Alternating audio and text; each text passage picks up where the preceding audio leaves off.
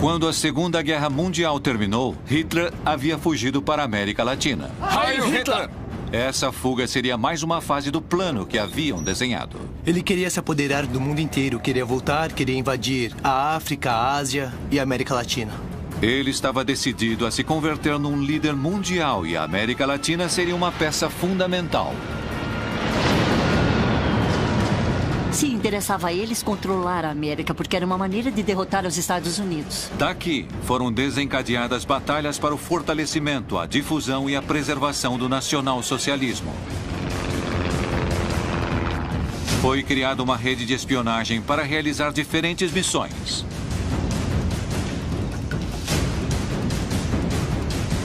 Deveriam se infiltrar nas altas esferas das sociedades, entre políticos e funcionários com influência. Deveriam obter informações confidenciais, estratégicas e enviá-las a Berlim. Deveriam cometer atos de sabotagem que freariam os inimigos do Terceiro Reich.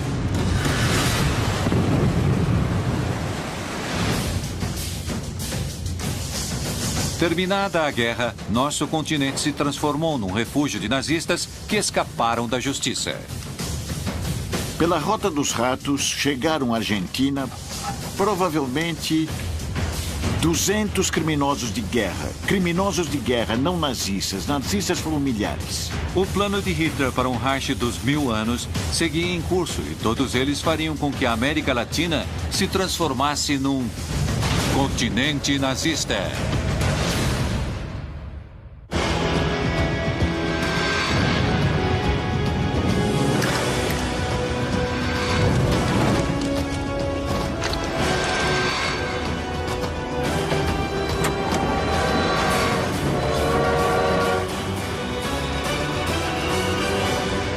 Continente nazista.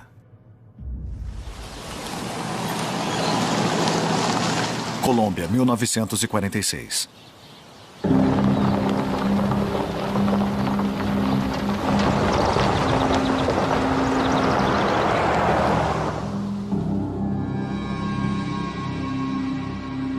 Hitler sempre foi obcecado em perpetuar o nacionalsocialismo e expandi-lo ao mundo inteiro.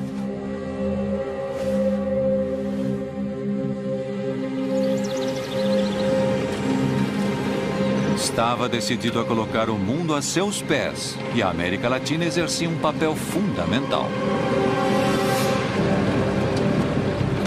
O primeiro passo do plano já havia sido dado. O nazismo chegava à América Latina.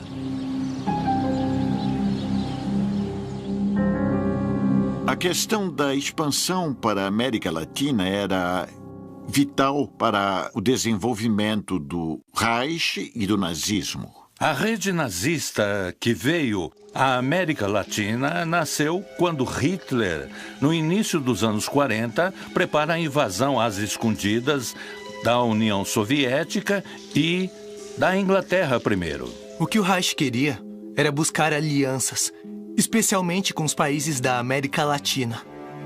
Para o fornecimento de matérias-primas que permitiriam que a Alemanha continuasse e ganhasse a guerra, e depois para isolar econômica e politicamente os Estados Unidos. Hitler tinha, obviamente, um programa para conquistar toda a Europa no início e terminar de construir um império, o Império do Reich dos 1000 anos.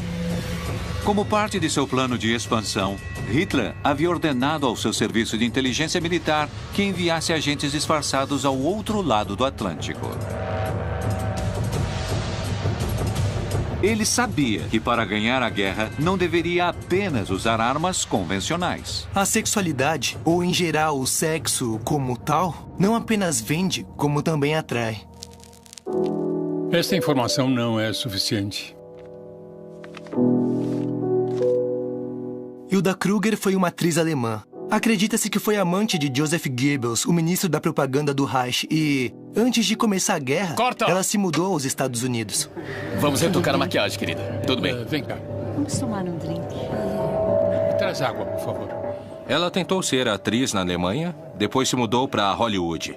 Acontece que foi parar no México, e no México começou a trabalhar como atriz em filmes como Casa de Mujeres, Bartolo Toca la Flauta, Adultério...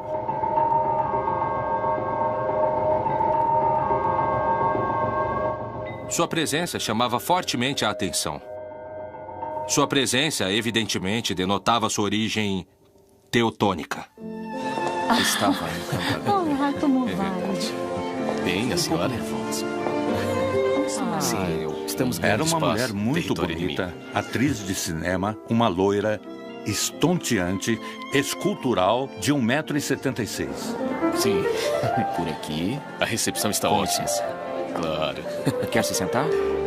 Estou adorando. Obrigado. Hilda Kruger se insere no mundo do cinema para, através desse mundo, se aproximar das pessoas que poderiam ser cruciais no manejo de informações. Para mim já basta, capitão. Eu acho que ele já bebeu demais. Parei. Não, obrigado. Porque ela sabe que está manipulando as outras pessoas. E as outras pessoas se tornam presas fáceis de suas artimanhas e de seus jogos eróticos. Ah, Tintin. Tintin. Olá, como tem passado? Eu vou bem. Eu aceito. Quanto tempo não nos vemos? Uma boa noite de descanso, tudo fica E em normal. 3 meses, ela tem a metade do gabinete à sua disposição, o gabinete do governo mexicano. Os rumores apontam que ela havia tido relações amorosas com secretários de Estado na época da guerra. Há rumores dizendo que ela foi amante do homem que naquela época era secretário do governo, que era Miguel Alemán Valdés. Se relacionou com altas esferas do poder mexicano, incluindo presidentes, ministros, muita gente do meio. O que lhe permitia ter muita influência na política mexicana. Hilda Kruger escondia uma coisa por trás da maquiagem. Provavelmente ela não era uma excelente atriz. E o que se supõe é que, na verdade, essas atuações como atriz eram a camuflagem para poder levar a cabo outros tipos de atividades de inteligência, de receber informações e transmiti-las. Na verdade, apesar de ser conhecida como atriz, ela era uma espiã.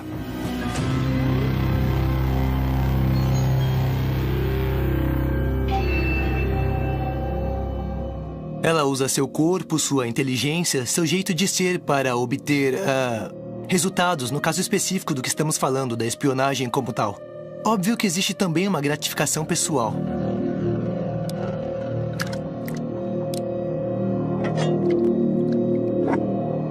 Uma mulher fria e decidida que jamais envolveu seus sentimentos e que sempre esteve disposta a tudo para cumprir com a missão da qual havia sido encarregada. Uma espiã não pode ser alguém totalmente pegado a uma pessoa, porque, em resumo, sua função como espiã seria um desastre. Ela tem que ter relações muito superficiais, que não lhe permitam ter um vínculo afetivo verdadeiro e que lhe permitam trair, porque, no fim, um espião termina sendo um traidor da outra parte. A participação dessas mulheres estava baseada principalmente em se aproximar de homens de poder, de homens que manejavam informação privilegiada. É um jogo onde não pode se aproximar muito porque se queima, mas não se afasta muito para que não esfrie. Isso gera também satisfação nesse tipo de pessoas, obviamente. Porque a recompensa que recebem não é apenas a recompensa exterior, do dinheiro, da ascensão do pagamento, mas também a satisfação interna. Fui útil, servi para alguma coisa. Assim, o Terceiro Reich, valendo-se de todas as ferramentas possíveis, faria com que a rede de espionagem se firmasse na América Latina. No México, em particular, funcionou o maior centro de operações de espionagem dos alemães fora da Europa, com muitos recursos econômicos e com agentes de primeiro nível.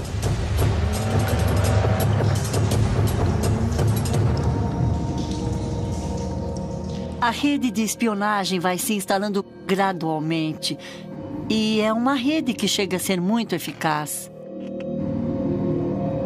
Ela tem 3 objetivos fundamentais. O primeiro deles é conseguir as matérias-primas estratégicas. O segundo é conhecer os movimentos militares que os Estados Unidos podem assumir. E o terceiro fator era a propaganda a favor dos nazistas. Hilda Kruger cumpria sua missão sem arma, além de sua inegável sedução e beleza. Hilda Kruger se transforma numa peça-chave para todas as atividades, porque é o enlace que permite a proteção do poder no México dessas atividades. Graças a ela, o Terceiro Reich conseguiria uma grande quantidade de segredos de Estado e informações estratégicas e confidenciais de suma importância para seu plano de hegemonia mundial. A rede nazista que o exército alemão comanda está encabeçada por um tenente que posteriormente sobe de posição. Seu nome é Jorge Nikolaus.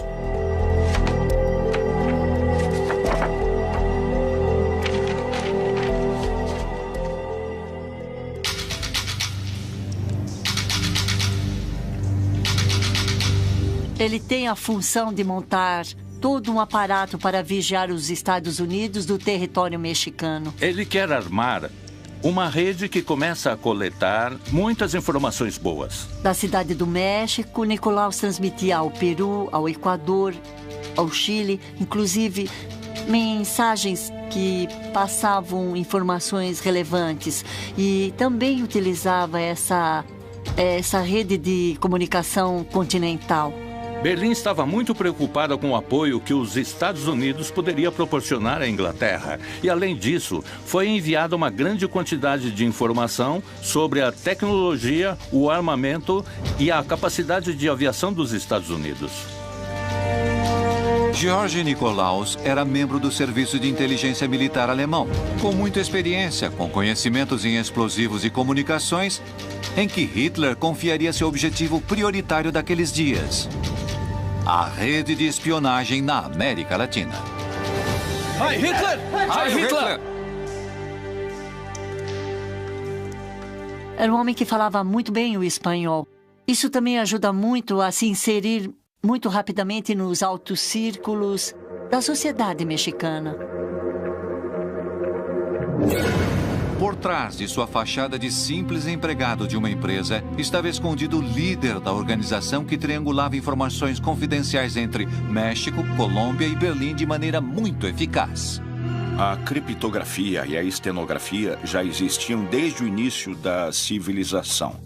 São técnicas que servem principalmente para esconder ou evitar que a informação confidencial seja, digamos, descoberta por gente que não está autorizada. Durante anos, por meio do correio diplomático das embaixadas do México e da Colômbia, o Serviço de Inteligência Militar alemão recebeu informações secretas por parte de seus espiões disseminados pela América Latina.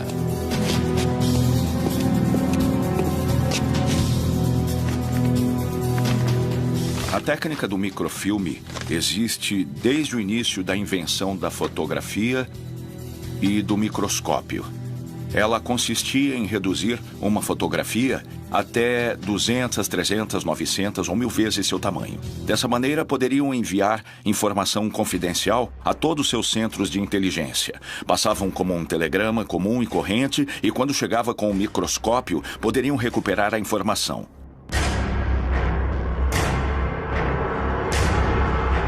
A maioria da informação que os alemães enviavam era por meio de microfilmes ou por meio de mensagens que estavam escondidas mediante um código. Era preciso conhecer, digamos, os códigos de encriptação. Toda a técnica de encriptação estava muito desenvolvida nessa época. A informação confidencial é tão valiosa como uma arma. Churchill dizia que a Segunda Guerra Mundial foi vencida por uma arma secreta que se chamava criptografia. Graças aos avisos de Nikolaus e seus agentes, o Terceiro Reich estava cada vez mais próximo de seus planos.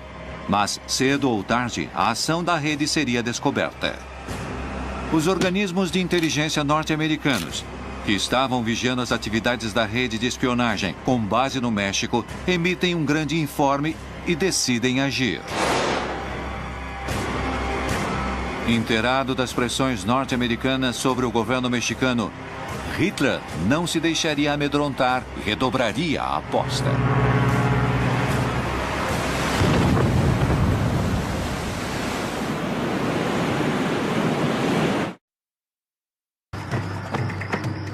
Na América Latina, a rede de espionagem comandada por George Nikolaus se expandia e conseguia manter a máquina bélica do Reich em funcionamento. Mas os Estados Unidos estavam decididos a impedir que os agentes avançassem com seus planos. A embaixada americana no México seguia de muito perto as pistas e não apenas seguiam as pistas, como fazia, de certa forma, exigências à Secretaria do Governo para que os ajudassem na procura e no desmantelamento dessa rede de espionagem. O governo da Alemanha, dentro do seu plano expansionista, envia submarinos até a região do Caribe, sobretudo para vigiar o andamento dos comboios que levavam material bélico para a Europa. Os Estados Unidos temiam que o México pudesse transformar seus portos em base para submarinos alemães. Assim, decidem pressionar o presidente mexicano a emitir um decreto para que apenas barcos, aeronaves e tropas norte-americanas pudessem navegar nessas águas, obrigando dessa maneira a abandonar sua neutralidade na Segunda Guerra Mundial. Quando entraram na guerra, começaram a pressionar, sobretudo economicamente e diplomaticamente, os países que tinham alguma simpatia por Hitler. O México tinha uma grande simpatia encabeçada pelo mesmo presidente, Manuel Ávila Camacho, que era admirador do exército da Alemanha. Hitler sabia que não havia tempo a perder. Ele deveria redobrar a aposta.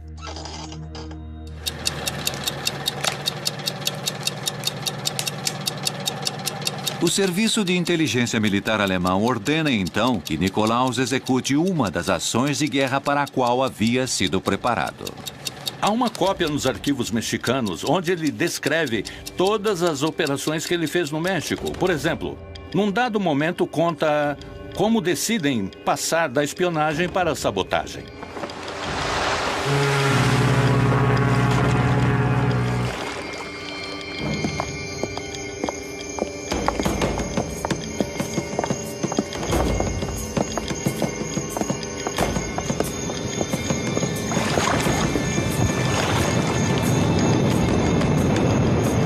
Assim que Nikolaus levaria a cabo o primeiro atentado nazista do outro lado do Atlântico, o que serviria também para provocar pânico na região. Decidem boicotar um navio inglês que estava ancorado no porto de Tampico para colocar uma bomba relógio para que explodisse quando o navio inglês estivesse fora do porto.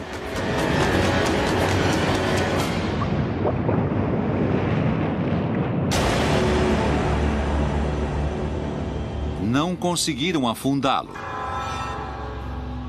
posto que, em seu curso para o alto mar, o Forrest Bank suportou uma explosão de pouco poder destrutivo. A missão havia fracassado, mas a América Latina continuaria sendo fundamental em seus planos. Hitler não estava disposto a retroceder. Começava a ficar claro por que ele havia escolhido o México como centro de operações. A América Latina, durante a Segunda Guerra Mundial, exerceu um papel muito importante como centro exportador de matérias-primas para sustentar o esforço da guerra.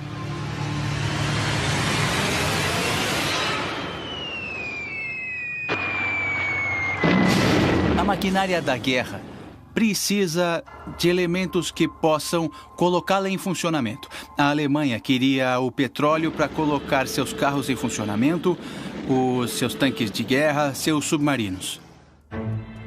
A América Latina foi fundamental na expansão nazista pela Europa.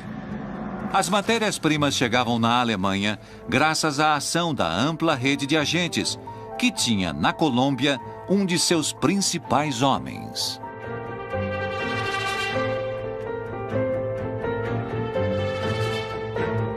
Vogel era um empresário alemão na Colômbia que representava empresas alemãs em Bogotá, que reportava à embaixada alemã na Colômbia e que organicamente dependia de Nikolaus, que era lá no México o chefe, o coordenador da rede para a América Central. Max Vogel enviava informações a Jorge Nikolaus sobre o tráfico de insumos estratégicos entre a Colômbia e a Venezuela, que circulavam através do Canal do Panamá. A Colômbia era um país estratégico aos olhos dos Estados Unidos durante a Segunda Guerra Mundial por sua proximidade com o Canal do Panamá, sua localização ao norte da América do Sul e suas ilhas no Caribe. Como havia uma presença muito forte de submarinos alemães nessa região, os Estados Unidos estavam muito cientes do que acontecia na Colômbia e com a infiltração de espiões alemães. E o que acontece com a Alemanha e com os agentes que a Alemanha manda para cá é que eles se transformam numa máquina para fazer o contrabando lícito desses materiais. O continente tinha matérias-primas estratégicas como mercúrio, tungstênio, alumínio. O aço era necessário para poder fazer funcionar as máquinas na construção de embarcações e na construção de submarinos, principalmente. O tungstênio é fundamental para o desenvolvimento da indústria de armamentos, sobretudo para o uso de fuzis pelas tropas de infantaria. Essas matérias-primas se transformam em elementos estratégicos porque a Europa não as tinha, ou se tinha, estavam sob o poder dos nazistas.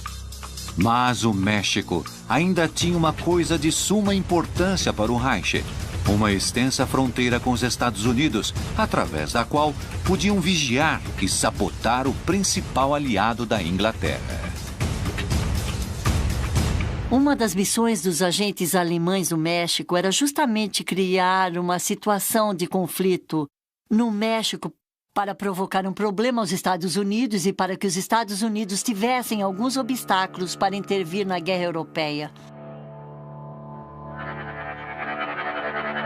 À medida que se aprofunda a Segunda Guerra Mundial, cada vez mais a pressão dos Estados Unidos fica maior na América Latina. Pressão econômica, pressão diplomática, para que sejam firmados acordos de não vender nenhuma matéria estratégica para Hitler. E também fazem pressão para que nenhum produto que os Estados Unidos comprassem pudesse circular e ser mandado para a Europa. Uma vez que a guerra eclode, a Colômbia quis ser a aluna mais aplicada. A Colômbia queria dizer aos Estados Unidos que ela estava lutando duro contra a presença alemã no continente. Chegou o momento em que os Estados Unidos, nervoso com o mal-estar que os agentes nazistas causavam, pressionavam o México para que a rede fosse desbaratada. Uma das alegações que o embaixador americano George Messerschmitt vai fazer ao secretário do governo Miguel Alemán é que o apoio dele foi muito fraco no desmantelamento da rede alemã. Enquanto isso, Hilda Kruger, Jorge Nicolaus, Max Vogel e muitos outros agentes seguiam atuando com total impunidade, sem sequer suspeitar que o final estava próximo. Quando os Estados Unidos descobrem o papel que Hilda Kruger exercia, eles a colocaram numa vigília de 24 horas. Seguiam todos os movimentos dela. A inteligência americana estava vigiando de perto cada um dos integrantes.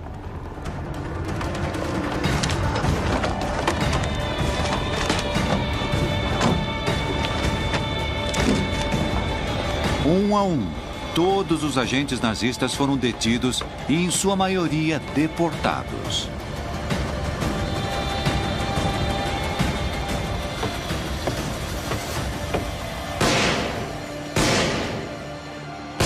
Hilda Kruger também foi detida, mas seu destino seria muito diferente. Quando a prendem no México, Miguel Alemán intervém.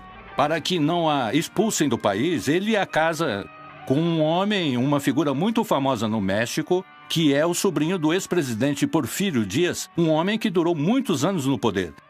E isso impede que os Estados Unidos a tirem do país, que a levem presa ou que a deportem para a Europa.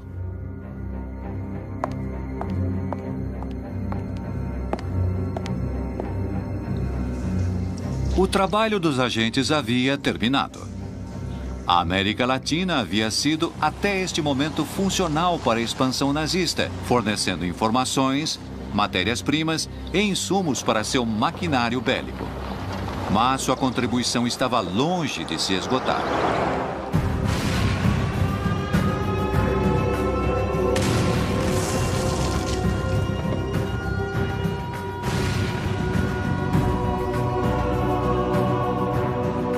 Em 8 de de março de 1945, as tropas soviéticas ocupam Berlim. O alto escalão alemão aceita a rendição incondicional. Muitos hierarcas nazistas foram capturados e levados a julgamento. Mas outros, os mais poderosos, conseguiram fugir.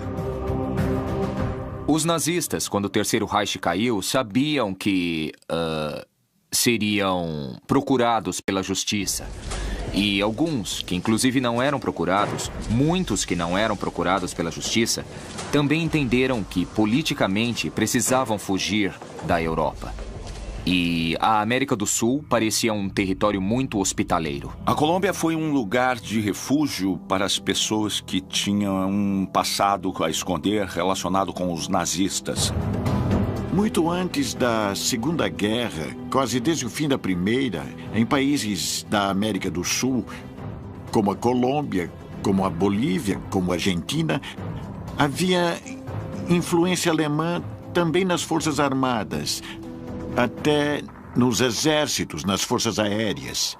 Alguns dos chefes mais importantes dos exércitos do Cone Sul tinham passado por escolas alemãs, tinham sido agregados militares nas embaixadas de seus respectivos países anti-Berlim. Calcula-se que entre 70% e 80% das forças militares no continente professavam certa simpatia pela Alemanha nazista e pelas forças militares nazistas. O Exército Nacional da Colômbia tem uma linha ideológica prussiana-alemã. O que fortalece a impressão de que o Reich mantinha fortes vínculos com esse país. A guerra havia terminado. O mundo agora estava atrás deles. O plano de Hitler estava apenas no início. Era apenas questão de esperar o momento certo para se reagrupar e voltar ao poder.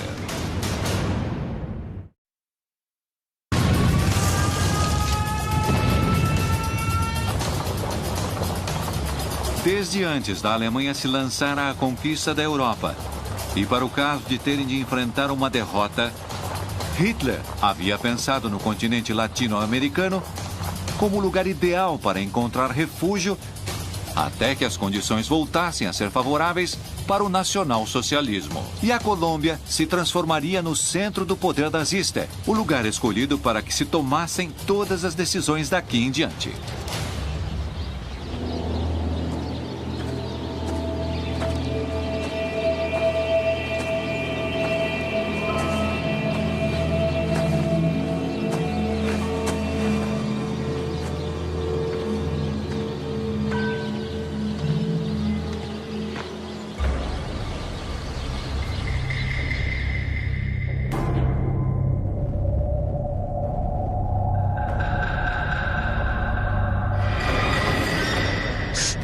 Em 1968, o jornalista britânico George McGrath escreveu uma série de artigos, nos quais publicou alguns documentos desclassificados pelo Departamento de Estado norte-americano, que falavam de uma viagem de submarino de uma base escondida nos fiordes noruegueses, com destino à Baía Honda, na costa de Guajira, Colômbia, entre maio e julho de 1945.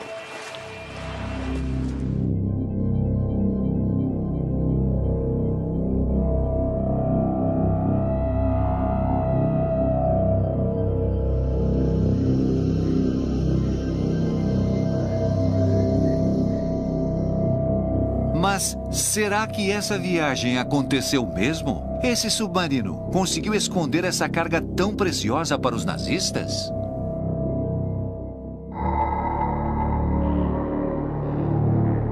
Heil Hitler!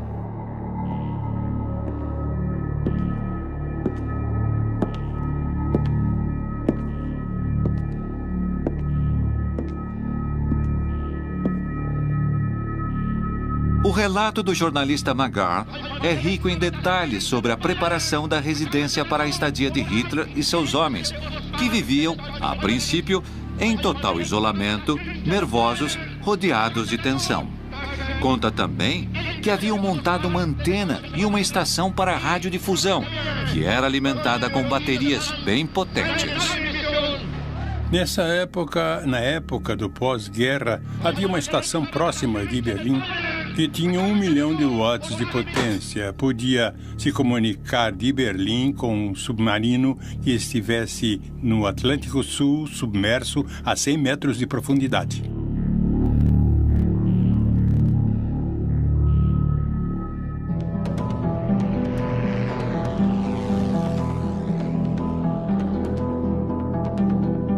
Sua obsessão era o mundo todo. Onde ele estivesse, em qualquer lugar, tentaria sempre levar a cabo seu plano de dominação mundial. O Reich de 1000 anos só seria possível em grande escala.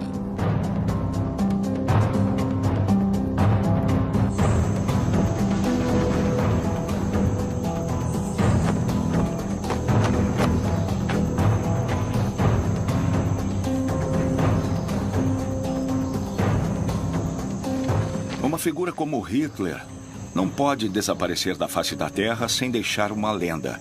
Aqui existiam colônias de alemães desde antes da guerra. Alguns desses alemães haviam simpatizado com Hitler. Por aqui tinham passado seus espiões, tinham passado certo poder cativador do regime nazista. E, claro, aqui existiam as selvas da América Latina onde Hitler poderia se esconder. Então, imaginem Hitler escondido em alguma selva esperando que as coisas no mundo mudassem. Não era de todo descabido. A hipótese de uma fuga para a Colômbia incluía a suposta chegada de um submarino a Guajira. Tinha havido, durante a guerra, muita movimentação de submarinos nazistas no Caribe. Os submarinos chegavam a Guajira e desembarcavam facilmente por aquelas rotas de contrabando porque os espiões podiam se camuflar. É uma história. Quanto dela é lenda, quanto é verdade, provavelmente nunca saberemos. Alguns dos mitos ou das lendas ou dos episódios históricos sobre a morte de Hitler dizem que ele conseguiu sair vivo da Alemanha, dentro dos últimos submarinos que a Marinha Kriegs tinha à disposição. De todas as formas, essas hipóteses não eram outra coisa senão fantasias. Não há absolutamente nenhuma possibilidade de uma sobrevida de Hitler. É difícil que uma pessoa com traços tão marcadamente narcisistas como Hitler tinha tivesse a capacidade de fugir. Porque seria vergonhoso para ele no caso de ser capturado. Então, uma opção para esse tipo de pessoa é o suicídio. Hitler estava escondido num bunker no centro de Berlim que estava ocupada pelo Exército Vermelho. Ia fazer uma viagem até o fim do mundo, onde nos meses seguintes iria começar a chegar centenas de nazistas com seus perseguidores atrás. É uma coisa que, para mim, absolutamente não faz sentido nenhum. Mas o serviço de inteligência nazista não deixou nada entregue à sorte. Talvez, com o tempo, conseguiremos entender se a ideia de fuga para a Colômbia foi usada como uma isca para desviar-nos de pistas mais consistentes. O mistério hoje ainda persiste. Buenos Aires, 1949. Mas o que nunca foi nenhum mistério é que a América Latina funcionou, rendeu refúgio e impunidade aos nazistas mais procurados pelos crimes mais aterrorizantes. O porto de Buenos Aires seria o receptor dos criminosos nazistas enviados da Europa, procurando tapear os tribunais de justiça do pós-guerra. Um deles seria o responsável pela chamada solução final ao problema judeu. Isto é, a minuciosa planificação, coordenação e execução do genocídio do povo judeu, tanto na Alemanha como no resto da Europa.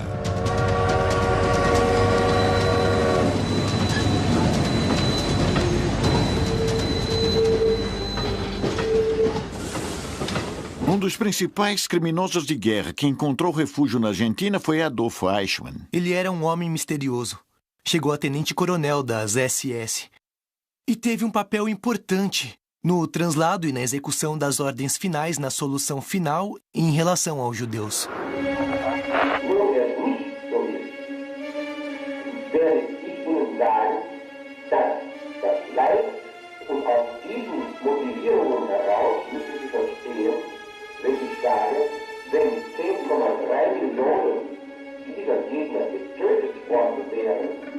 Era um burocrata, um homem que provavelmente nunca tinha matado ninguém pessoalmente.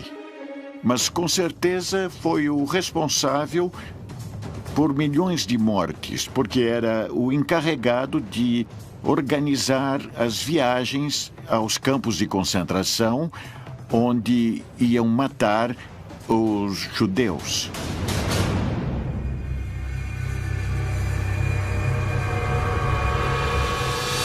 Ele cumpria as funções de uma maneira chamativa e sem a menor piedade. Eichmann era uma pessoa inofensiva, fria, obscurecida pela mediocridade, sem afeições nem paixões de nenhuma ordem. Quanto a Eichmann, o que se pode dizer é que era uma pessoa com uma estrutura de personalidade chamativa por ser frio, pelo grau de disposição com que ele dizia obedecer às ordens vindas de cima. O que procuram basicamente é satisfazer o chefe, o líder, que é a representação do pai para que esse pai imaginário que eles têm, por fim, os felicitem por uma coisa boa que fizeram. Provavelmente sem convicções profundas de que tivesse feito o mesmo em outra circunstância, com outro símbolo ideológico. Isso é o que o torna tão terrível na realidade, não? Adolf Eichmann havia chegado ao porto de Buenos Aires através da chamada Rota dos Ratos, uma rede de fuga que dava aos criminosos de guerra nazistas passaportes com novas identidades. Nesse plano de fuga haviam participado diferentes organismos, diferentes instituições que tinham seus próprios interesses no assunto. De um lado, setores importantes e orgânicos da Igreja Católica. Do outro lado, a Cruz Vermelha Internacional. Havia um escritório em Roma, que era o escritório do bispo Alois Rudel, que era quem facilitava toda essa documentação para que os fugitivos conseguissem sair do continente europeu e embarcar para a América do Sul.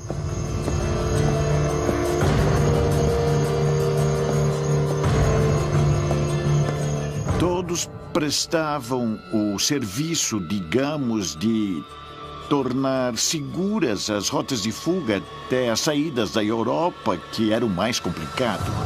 Eichmann havia conseguido fugir da Europa e construir outra vida na Argentina, com uma nova identidade, com o nome de Ricardo Clement. Uma vez em Buenos Aires, o Estado, naturalmente, fazia sua parte nisto, que era facilitar a tramitação de documentos argentinos e, em muitos casos, arrumar trabalho. Assim, Eichmann passava seus dias como operário na Mercedes-Benz. Do trabalho, regressava à sua casa. Jamais saía com sua esposa ou com seus filhos, não tinha amigos, levava uma vida bastante insignificante. Mas Eichmann não vivia tranquilo. Ele sabia que a qualquer momento poderiam encontrá-lo que, cedo ou tarde, os caçadores e nazistas viriam atrás dele. A perseguição aos nazistas que iam chegando à América Latina tinha duas fases. A última era a institucional, a do pedido de extradição de governo a governo.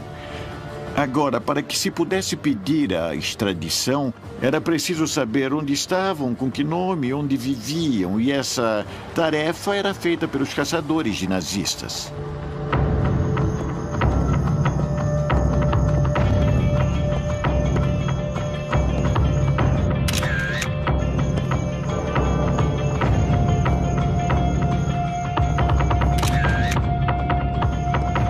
Os juízes de Nuremberg marcam um ponto de inflexão. Lá, sim, havia grupos destinados a procurá-los e levá-los para que fossem julgados. Então, logicamente, a preocupação se espalha aqui e em todos os países de refúgio encontrados. Corriam os primeiros anos da década de 60. Nessa época, a maioria dos nazistas dispersos por toda a América Latina viviam paranoicos. Os processos de Nuremberg eram bastante conhecidos a nível internacional. O trabalho dos caçadores de nazistas ganhava adesões. Houve casos de julgamentos de extradição, casos que não puderam terminar porque os criminosos morreram, durante o processo de extradição. Mas houve uma mudança na posição ou na atitude do Estado argentino. Fazia anos que não se tinha nenhuma notícia sobre Eichmann, mas uma célula do Mossad havia conseguido seu paradeiro. Agora, eles deveriam atuar com rapidez e com a lei. Haviam encontrado o responsável pela solução final e ele não deveria escapar. Era preciso levá-lo diante da justiça.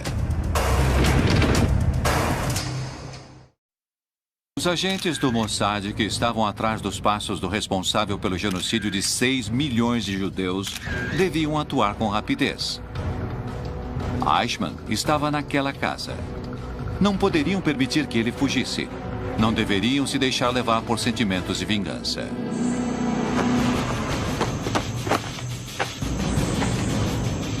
Deveriam colocá-lo diante da justiça para que prestasse contas de seus crimes. Essa era a decisão que estava no coração de cada um dos membros do Mossad, que tinham chegado à Argentina para capturar Adolf Eichmann.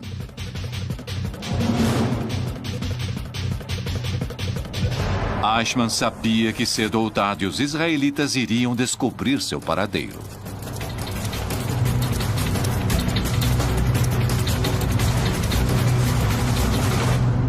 Das histórias que se escutam sobre sua maneira de proceder, creio que a palavra mais repetida é imutável e sem piedade. Era como se ele não soubesse de nada que se dizia. Mas isso tem a ver com todo um tipo de mentalidade que foi se configurando para poder levar adiante um massacre massivo de semelhante crueldade. Hoje em dia, talvez diriam que ele tinha traços psicopatas muito fortes, o que ele não tinha. Por isso, talvez sua frivolidade era empatia. Era incapaz de se colocar ao lado do outro e de seu sofrimento. Não sei se talvez ele tivesse consciência do mal absoluto, para chamar de alguma maneira, que ele estava cometendo. Ele via como uma obrigação, inclusive legal. Eichmann não se renderia diante de seus caçadores. Contudo, apesar de não se sentir culpado, não vivia tranquilo. Tinha sempre a sensação de que estava sendo perseguido. E não estava errado. Chegou um momento em que sua paranoia foi pura intuição.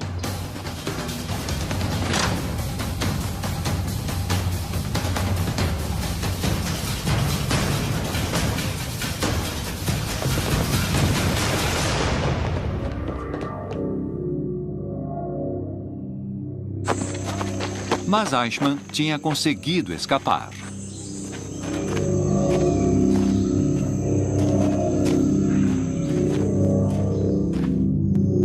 Estava convencido que não poderia continuar muito tempo mais em liberdade.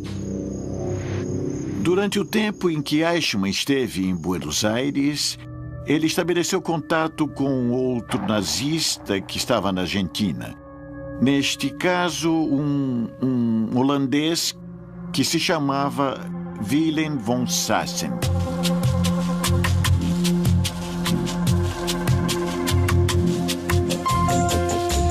Sassen havia sido jornalista durante a guerra, diretor de um jornal na Holanda ocupada.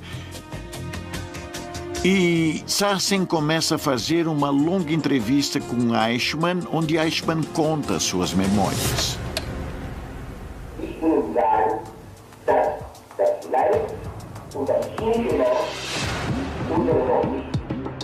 Eichmann havia decidido conceder uma entrevista a Sassen para dar sua versão dos feitos e mudar a imagem que o mundo tinha dos nazistas, mas não sabia que esse seria o começo de seu fim.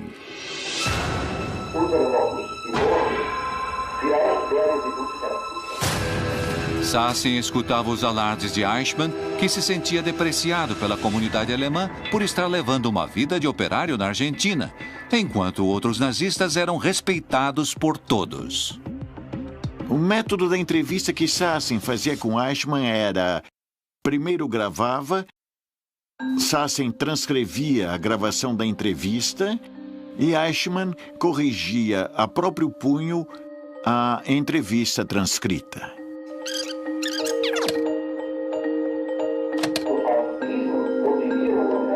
Em certa entrevista, Eichmann reconheceu ter sido artífice de um plano para a eliminação sistemática do povo judeu.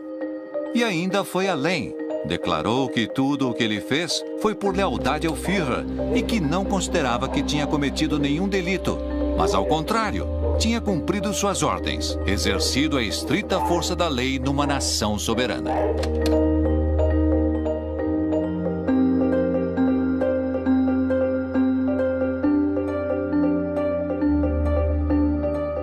Uma pessoa como essa não demonstra nenhum tipo de culpa.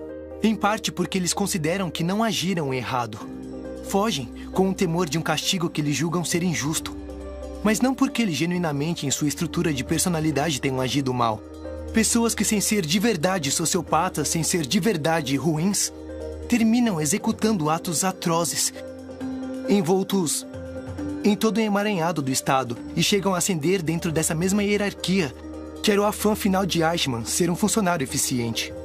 O assunto de Eichmann dando essas entrevistas, na realidade, tem a ver com que não havia nada indigno, não havia uma especulação.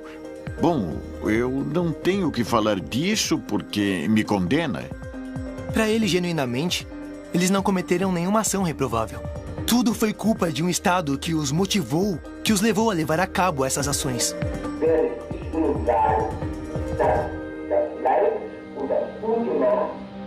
Aqueles que falaram foram condenados.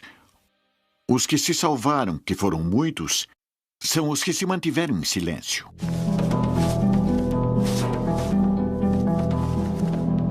Eichmann não sabia que a difusão de seus depoimentos alertaria o mundo sobre sua presença na Argentina.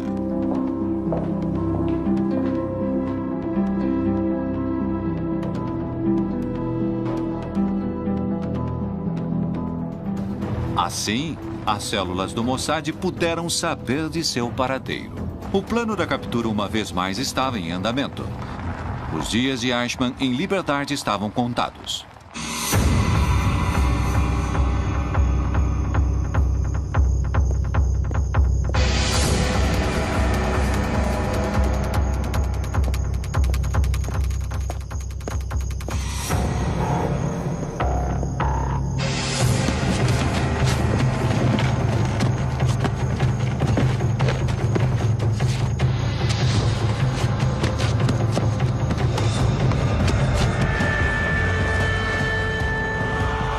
Serviço de inteligência de um país no outro, sequestrando um cidadão que nesse momento tinha documentos argentinos. Falsos, mas tinha documentos argentinos. Ou seja, isso provocou uma grande revolta diplomática. Há protestos da Argentina no Comitê de Segurança das Nações Unidas e tal.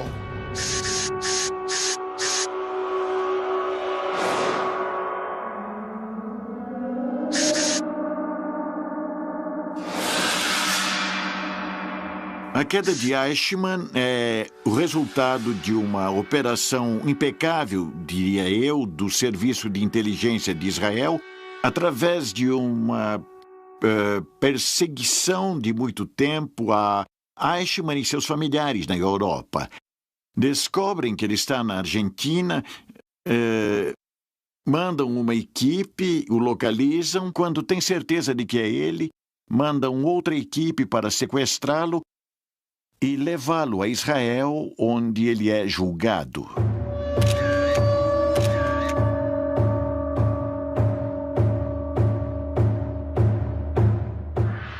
O sequestro de Eichmann foi, diria eu, uma operação que tendia a simbolizar nele um julgamento que iria além da pessoa de Eichmann, que tinha a ver com julgar um regime, julgar os atores desse regime e divulgar o grau de criminalidade. Por isso, o julgamento tem um valor simbólico muito importante. Eichmann foi levado a julgamento em Jerusalém, E apesar da enorme quantidade de provas em sua conta, seria o colaborador Wilhelm Sassen quem faria chegar aos juízes do tribunal os originais das transcrições da entrevista corrigidos a próprio punho por Adolf Eichmann. Esse método de entrevistas, essa coisa que faziam, acabaram sendo condenatórios para Eichmann quando as transcrições chegaram a Israel, ao tribunal encarregado de julgá-lo. Em defesa dele, se Eichmann, ele mesmo afirma que o que ele fez foi cumprir ordens e que ele era um funcionário que simplesmente estava executando ordens, sem nenhum tipo de ideia de moral ou mesmo de compaixão pelas decisões que estava tomando. Era uma admissão de próprio punho das coisas das quais o acusavam. Wilhelm Sassen terminaria sendo o que entregou Adolf Eichmann.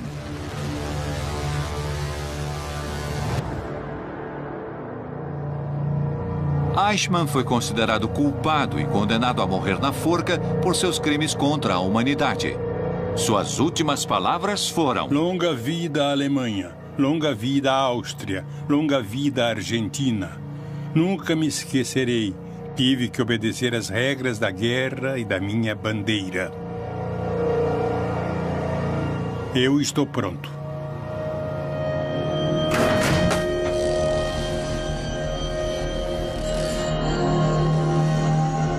O responsável pela solução final do problema judeu foi executado na madrugada de 31 de maio de 1962. A notícia da execução de Adolf Eichmann ressoou por todo o mundo.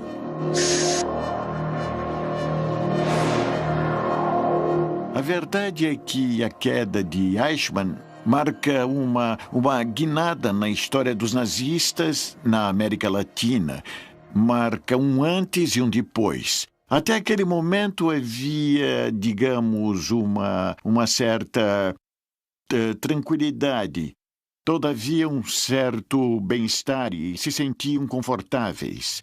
A partir desse momento, tudo se complica. Os nazistas disseminados por toda a América Latina estavam agora advertidos e deviam procurar novos esconderijos. Mas os comandos do Mossad já tinham seu próximo objetivo. Joseph Mengele.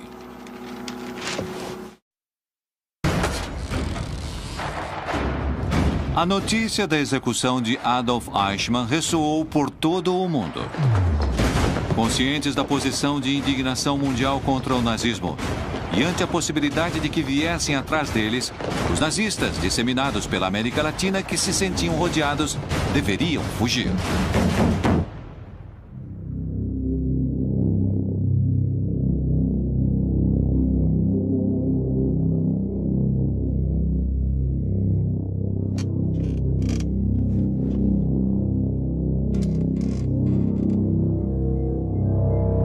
Os caçadores e nazistas estavam agora atrás dos passos de Joseph Mengele, que havia chegado à Argentina fugindo da Europa em 1949 através da Rota dos Ratos. Pela Rota dos Ratos chegaram à Argentina provavelmente 200 criminosos de guerra. Criminosos de guerra, não nazistas. Nazistas foram milhares. Houve certa ajuda do Vaticano através do que se chamou Red Line, uma série de monastérios nos quais se hospedavam aqueles que fugiam. O próprio Vaticano favorecia a distribuição, o reassentamento dessa gente que na Europa era perseguida por suas atuações nos regimes totalitários. Com uma identidade falsa, dada pelo Vaticano e autenticada pela Cruz Vermelha, terminam chegando à Argentina. Por exemplo, Adolf Eichmann, Joseph Mengele, Eduard Rochmann e Ludolf von Aufensleben.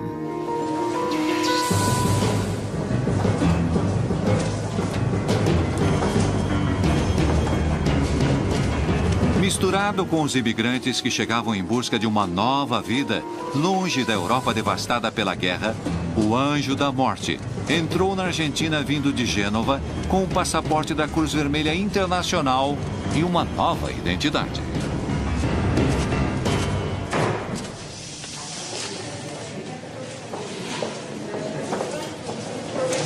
Uma vez que chegavam ao porto de Buenos Aires, havia terminado a parte perigosa, digamos, do itinerário. Aqui em Buenos Aires havia uma combinação que dependia da Direção de Imigrações. Essa comissão de assessores confidenciais era coordenada por Carlos Fuldner, que pertencia à Divisão de Informações da Presidência da Nação. Desde então, foi que sabemos que isso era do conhecimento e da aceitação da cúpula do poder. A rede de fuga denominada Rota dos Ratos demonstra até que ponto a América Latina foi funcional aos planos de perpetuação do nazismo depois da derrota na Segunda Guerra Mundial, permitindo a fuga dos criminosos de guerra ao nosso continente.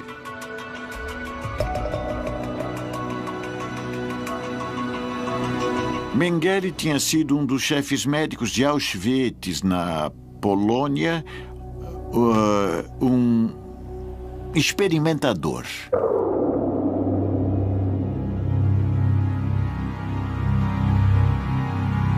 Ele tinha, no campo de Auschwitz, ele tinha um território muito amplo, né? com muitas cobaias, muitas cobaias. Então ele podia fazer coisas extraordinárias, né?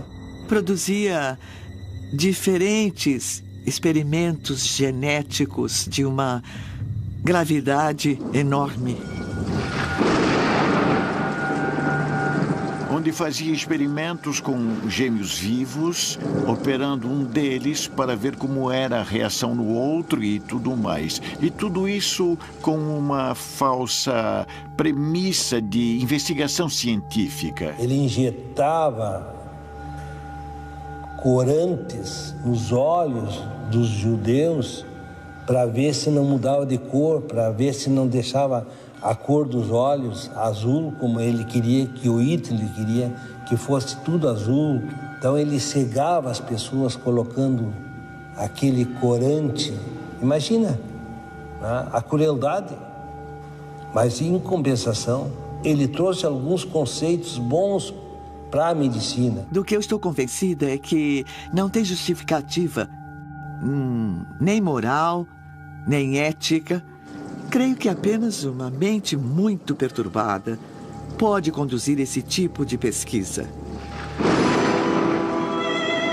Ele era um homem culto, do tipo que escutava música clássica, que gostava de se vestir bem, que lia, que dominava idiomas. Era todo o contrário da imagem de brutalidade, de prepotência e de sadismo que associamos em geral com os nazistas e tudo isso. E, no entanto, naturalmente era sádico até extremos impensáveis. E tudo que o Mengele fez, eles negam. A comunidade científica europeia, principalmente, nega qualquer benefício científico que ele tivesse produzido. Joseph Mengele havia conseguido encontrar a tranquilidade na Argentina. Se sentia protegido pelo poder político, a salvo de qualquer perseguição. Socialmente, Mengele foi um homem muito aceito na Argentina. E eu diria que em certos círculos bem visto. Viveu na Argentina, primeiro com um nome falso e depois, a partir do ano de 56, pediu uma retificação de sua identidade e viveu com seu verdadeiro nome. Sem dúvida, a presença de todos eles na Argentina teria sido impossível sem o encobrimento por parte do próprio Estado argentino. Mengele tinha importantes vínculos com o poder local, inclusive com o presidente argentino daquela época.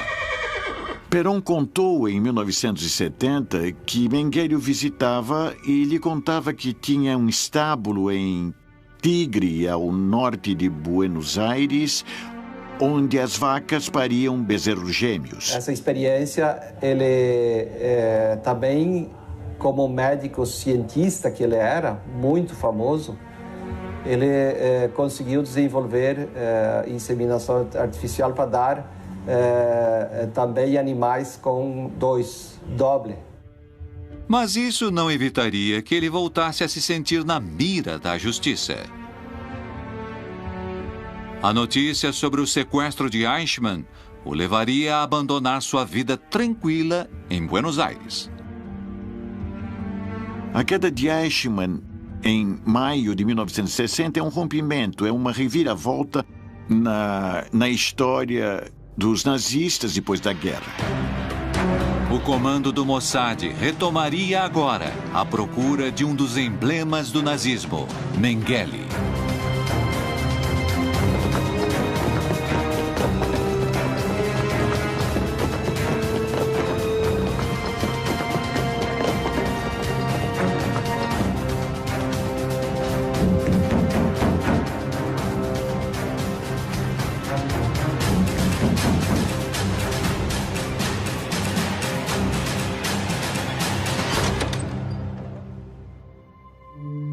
Mas quem o ajudaria a escapar seria um velho conhecido, Hans Ulrich Rudel. Hans Rudel tinha sido um aviador bastante condecorado durante a guerra. Havia sido preso primeiro, mas depois tinha sido liberado porque não havia acusações. Ele não tinha sido um criminoso de guerra, tinha sido um militar, um combatente. Os Mengele na Europa tinham uma fábrica de máquinas agrícolas. Rudel representava a empresa da família Mengele na América Latina. Era amigo de Perón e de Stroessner, o presidente do Paraguai. E aqui trabalhava como uma espécie de homem de relações públicas que vinculava os nazistas entre si. Rudel, por sua relação com o ditador Stroessner, ajudou uma vez mais seu amigo. Uma nova etapa na vida de Joseph Mengele, que precisava voltar a encontrar a tranquilidade perdida, estava começando. E o Paraguai seria seu próximo destino.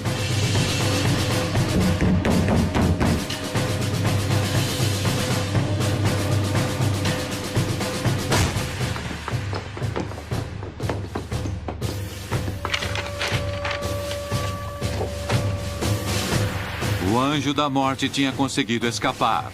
Por pouco. Os agentes do Mossad não deixariam de persegui-lo. Precisavam capturá-lo. Vivo ou morto.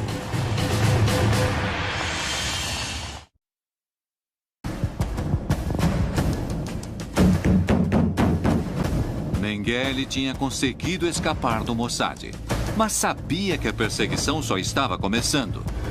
E seus perseguidores não descansariam da vontade de colocá-lo no banco dos réus.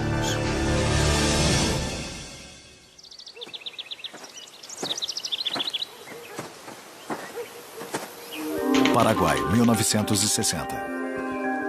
O Anjo da Morte recuperava assim a tranquilidade. Voltaria a contar com a proteção do poder. Desta vez, no Paraguai. Quando Mengele vai embora da Argentina e se estabelece no Paraguai, ele obtém a cidadania paraguaia em tempo recorde, fraudando, naturalmente, seu tempo de permanência no país. Haviam dado a ele 5 anos, mas falsificam todas as datas e, para tanto, os alemães residentes no Paraguai o ajudaram. Mengele se transformou então em cidadão paraguaio, o que lhe assegurava, entre outras coisas, que nunca poderia ser extraditado. Os comandos do Mossad tinham consciência de que capturar o Anjo da Morte seria uma missão muito complexa.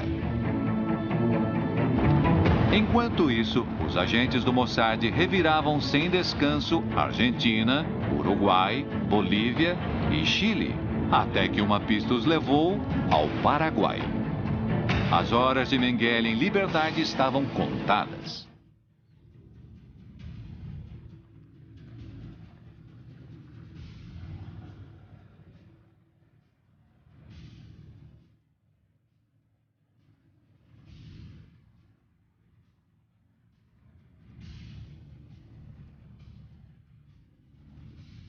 Mengele, mais uma vez, tinha conseguido escapar de seus caçadores.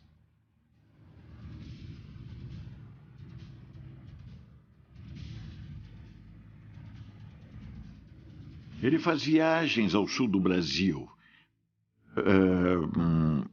particularmente a uma região que se chama Cândido Godói.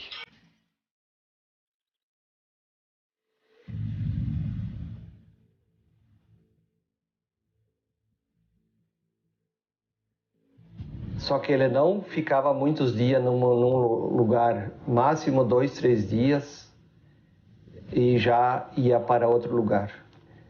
No verão do ano de 1960, ele chegou dizendo ser médico veterinário. No início, Mengele recorria à zona rural, ganhando a simpatia dos produtores de gado e aplicando os conhecimentos que tinha adquirido no campo de concentração de Auschwitz. Quando ele passou por aqui, ele se dizia que ele sabia fazer experimentos com inseminação artificial. Que naquela época, inseminação artificial em gado, na res, no gado, na vaca. Então, naquela época, na década de 60, nós, brasileiros, nós não conhecíamos ainda inseminação artificial. Mengele trabalhava sem descanso. Os experimentos que Josef Mengele fazia é que tinha uma Kombi laboratório, que ele coletava sangue, dava chás para as mulheres e também fazia a inseminação artificial. Em seus escritos fica claro que um de seus propósitos era melhorar a raça ariana. E Cândido Godói seria seu novo campo de experimentação. Aqui era um refúgio para o Josef Mengele, porque ele tinha muitos patrícios.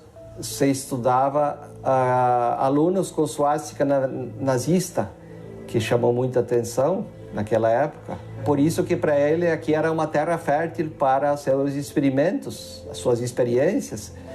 Porque ele falava bem o alemão, né? E aqui tinha muitos que gostavam do nazismo. Mengele começou aos poucos a atender as mulheres da cidade. Cândido Godói é um lugar muito estranho. Linha São Pedro, Cândido Godói é considerada a capital mundial dos gêmeos no mundo. Como eu estava explicando, ali na comunidade da linha São Pedro, né, interior de Cândido Godói, tem 4.000 metros quadrados de terra, nasceram 48 pares de gêmeo. Antigamente tinha um pouco mais pessoal morando, tinha 140 famílias. Hoje estamos com 70 famílias aqui nessa comunidade e cada volta e meia nasce ainda gêmeos. Essa explosão de nascimentos múltiplos em Cândido Godói tem seu apogeu depois que Mengele começa a andar por aquela região. Esse fenômeno eu atribuo a um fenômeno genético. E de lá eles foram casando entre si e dando esse enorme número de gêmeos. E realmente é impressionante. Todavia, ainda hoje em dia, não há nenhuma explicação científica para o porquê de tantos nascimentos de gêmeos nesse lugar. Essa aparição de Mengele num lugar onde nascem tantos gêmeos depois que ele chega, leva a pensar que ele fez algum tipo de intervenção e que fez algum tipo de manipulação para que isso pudesse acontecer. Se houve manipulação, não foi o Mengele que manipulou. Embora não existam certezas sobre se ele manipulou ou não seus tratamentos, o que ninguém discute é que Mengele fazia experiências muito polêmicas. Ele era um geneticista puro. Ele era um homem de uma rara inteligência. Ele era um cientista, mas em cima de tudo isso, pelo que ele fez, ele era também um louco. Indubitavelmente, as investigações genéticas e outros experimentos de Mengele foram bastante excepcionais para aquele tempo, o que seguramente não tem nada a ver com uma concepção de beneficiar a humanidade. Era um cientista prestigiado, apesar da perversidade de seus trabalhos científicos, como o que ele fez com os gêmeos, ciganos e outros, onde conduzia diferentes experimentos genéticos de uma gravidade enorme. O homem realmente era um intelectual, né? Mas por trás disso, ou pela frente, ou por dentro, escondido, ele trazia um monstro, que ele era um monstro.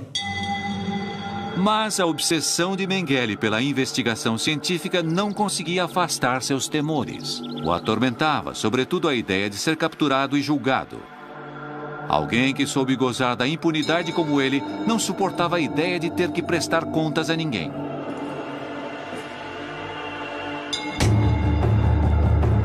Mengele não se equivocava.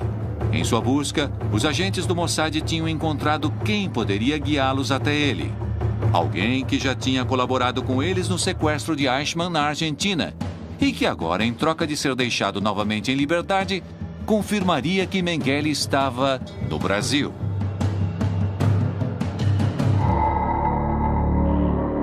Willem Sarsen, em seu interrogatório, ofereceria informações certeiras sobre o paradeiro do Anjo da Morte. Mengele tentava continuar com suas pesquisas. Não sabia por quanto tempo mais conseguiria se esconder do braço da justiça. De uma torre que mandou construir na granja onde vivia, ele podia ver todos aqueles que se aproximavam. Os agentes do Mossad tinham Mengele diante de seus olhos, mas não podiam agir. Deveriam esperar a autorização. Depois do escândalo que havia sido armado com Eichmann, não poderia haver nenhuma outra coisa a não ser investigar e levar os resultados até os governos para que pedissem a extradição formal. Mais uma vez, os agentes do Mossad tinham uma pista consistente sobre o paradeiro de Mengele, que sabia que cedo ou tarde viriam atrás dele. Mas a ordem não chegou e a operação teve que ser cancelada. Dias depois, Joseph Mengele voltaria a desaparecer.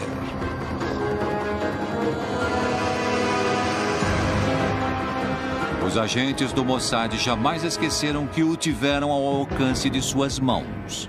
Haviam perdido uma oportunidade única. O Anjo da Morte mudaria de nome várias vezes, movimentando-se rápida e habilmente por várias localidades do Brasil.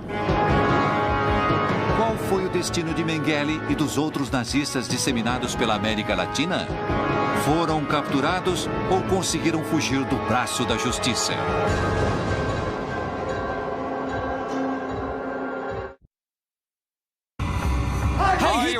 Muito antes do início da Segunda Guerra Mundial, Hitler tinha posto seus olhos na América Latina. O papel que nosso continente exerceu nos objetivos traçados por Hitler foi fundamental, posto que daqui foram originadas várias batalhas para a expansão, difusão e preservação do nacionalsocialismo, com o objetivo de instaurar um Reich para os próximos 1000 anos. A conformação de uma rede de espionagem com o centro no México havia sido declarada de máxima prioridade por Hitler. Seus melhores agentes vieram realizar diferentes missões. Deveriam se infiltrar nas altas esferas da sociedade entre políticos e funcionários com influências. Deveriam conseguir informações confidenciais, estratégicas e enviá-las a Berlim.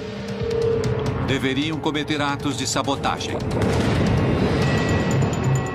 Encarregado dessa rede de espionagem, o Serviço de Inteligência Militar Alemão nomeou o oficial Jorge Nikolaus, especialista em explosivos e comunicações.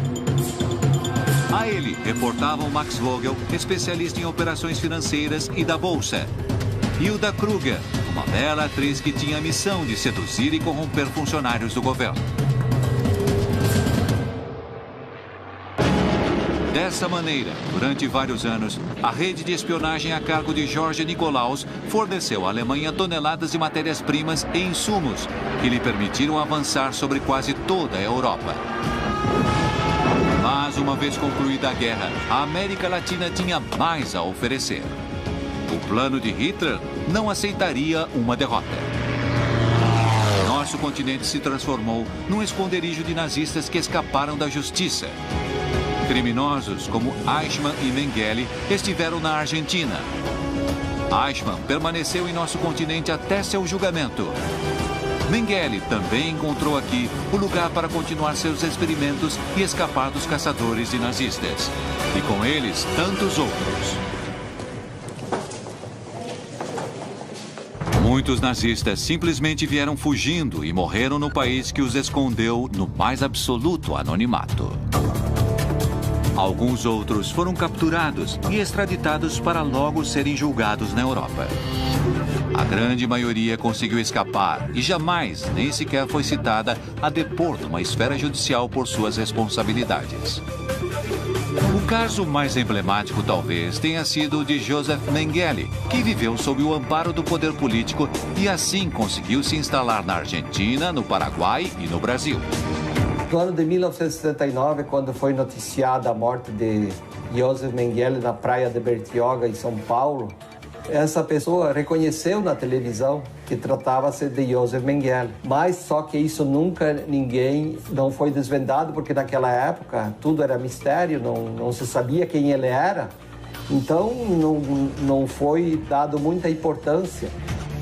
Dizem que ele morreu quando entrou no mar para tomar um banho na praia de Bertioga, em São Paulo, e teve um infarto como um idoso comum. O estranho é que Mengele não sabia nadar. Mengele escapou.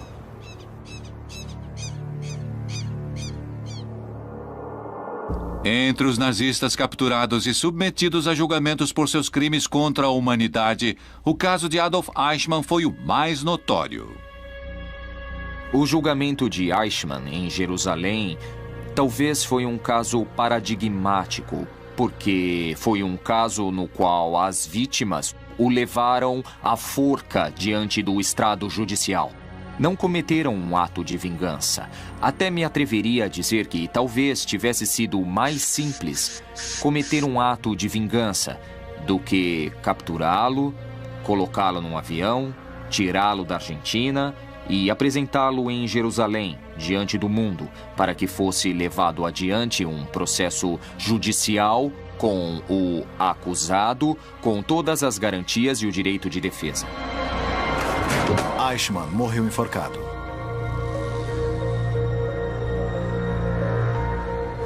No caso da rede de espionagem nazista que funcionava no México, seus agentes foram detidos e, em sua maioria, deportados. Quando os Estados Unidos descobrem o papel que Hilda Kruger exercia, colocam uma vigília de 24 horas nela. Eles se dão conta que ela é uma peça fundamental porque é a conexão com o governo mexicano, então decidem neutralizá-la. Exercem pressões, muitas pressões econômicas, para que o governo mexicano a detenha. Sobretudo, precisam chegar ao presidente, porque a pessoa que está protegendo-a é o segundo na presidência. É o secretário do governo mexicano. É o ministro do interior, o que tem o controle de toda a política interna. Logo que Miguel Alemán Valdés emitiu sua deportação, Hilda Kruger continuou sendo sua amante durante um tempo, para mais tarde desaparecer da cena pública por vários anos, até que em 2004 aparece a notícia de sua morte em um luxuoso apartamento da Quinta Avenida na cidade de Nova York. Kruger morreu sozinha.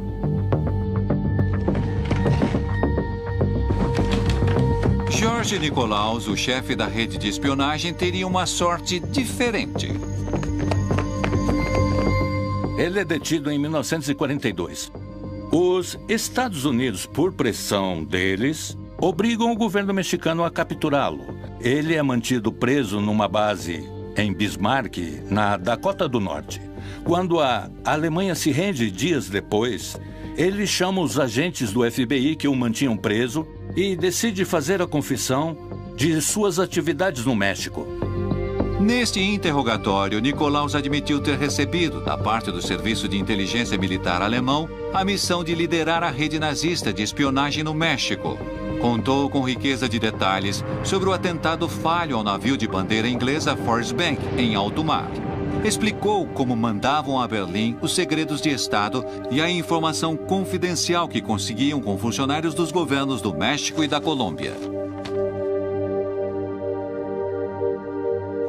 Com o tamanho dessa confissão, o FBI o mantém por um curto período na prisão, depois do qual se desconhece qualquer outro dado sobre o paradeiro do espião nazista George Nikolaus. Nikolaus, paradeiro desconhecido. Max Vogel também foi extraditado aos Estados Unidos em 1946.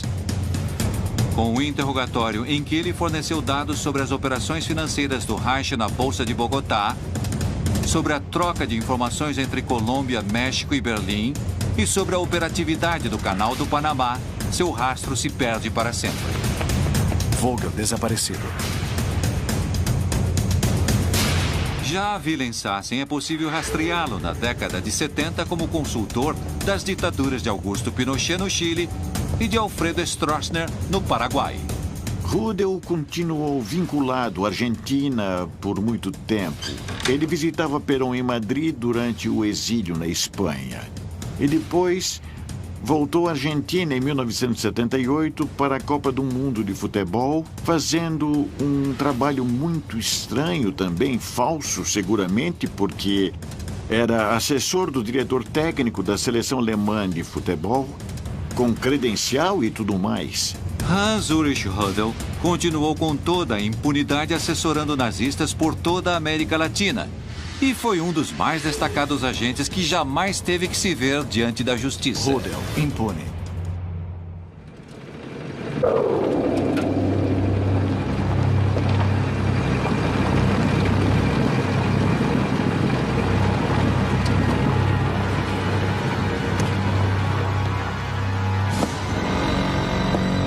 O próprio Hitler conseguiu escapar. Embora digam que ele levou um tiro em seu bunker ou que tenha conseguido chegar à América Latina a bordo de um submarino, o concreto é que nenhum tribunal pôde condená-lo jamais por seus crimes. Não podemos dizer que o capítulo dos julgamentos dos criminosos nazistas está concluído. Na verdade, nosso centro em Jerusalém segue dedicando todos os seus esforços para localizar e tentar levar a juízo aqueles criminosos que estão com vida e em liberdade. Se alguém se perguntar agora, tantos anos depois, como acabou, de verdade acabou muito bem. O fato de terem acabado bem, no entanto, não significa que não tenham tido uma condenação histórica. A história os condenou. O tempo os condenou. Hoje é proibido falar a favor de uma pessoa como Hitler e do regime que ele pregava. Mas, pessoalmente, não me sobra a menor dúvida. Hoje, se a democracia entrou em colapso, que se as coisas mudaram no mundo, uma figura que parece terrível como Hitler poderia nos surpreender com a quantidade de seguidores no mundo. Hitler, como indivíduo, morreu. Mas Hitler, como ideia, e como uma ideia desgraçadamente sedutora, ainda pode estar muito vivo.